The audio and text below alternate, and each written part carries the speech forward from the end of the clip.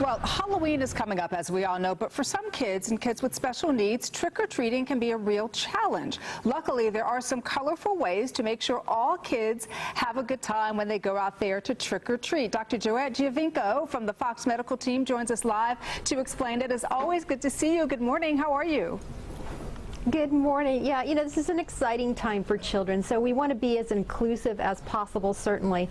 And so with these children, basically the blue pumpkin is one of the ways to do that. And so what the blue pumpkin does is that it allows children with autism to be identified. So this was started by a mom who had a child with autism on the autism spectrum who was nonverbal, so they were unable to communicate or say trick or treat. So this was her way of helping that mom, that child, feel better about trick-or-treating. Aww. And what about kids who have food allergies? Because that's also the really big thing, right? They want to go out trick-or-treating, but for example, you talk about things like Snickers and Paydays and all these bars that have nuts in them. Is there a way to differentiate homes that may be nut-free? Yes, the teal pumpkin basically is going to be something that's going to let kids know and parents know that you're going to have treats for them that could be allergen-free.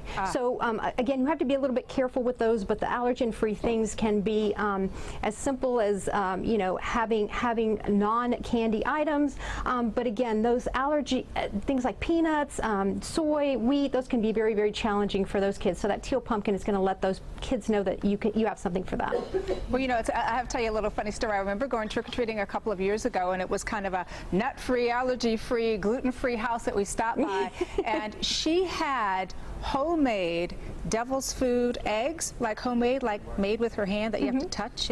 So we skipped that house. We didn't go to that house. So what are some other non-candy items that's safe to give to kids instead? Because I don't really know what she put in there. I'm not saying that she put anything bad, but you still have to be careful.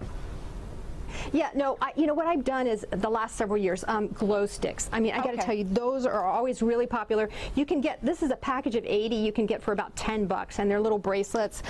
This was popular last year. It's little tiny slime containers. I found some new ones on Amazon. I think I have as much fun as the kids on this, but I found some really cool ones. Again, not really very high priced. Some of the other things you can do is stickers, a little less popular, I have to say.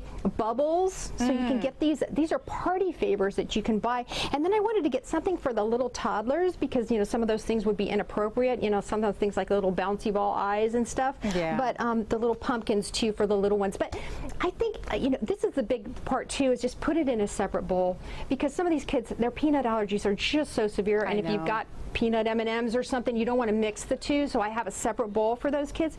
And the funny thing is some of these kids will choose even the ones that aren't allergic will choose some of these non-candy items because it's novel to them instead of the candy, which was it's really kind of fun. Honestly, it's a lot of fun for these kids. Well, it's a great way to differentiate, and I have to go back and say, yes, we did take the devil eggs, Dr. Joe, but we didn't eat them. I didn't want to be rude, so we did take them, but we didn't eat them. All right, Dr. Joe. Yeah, I'd skip the deviled eggs too.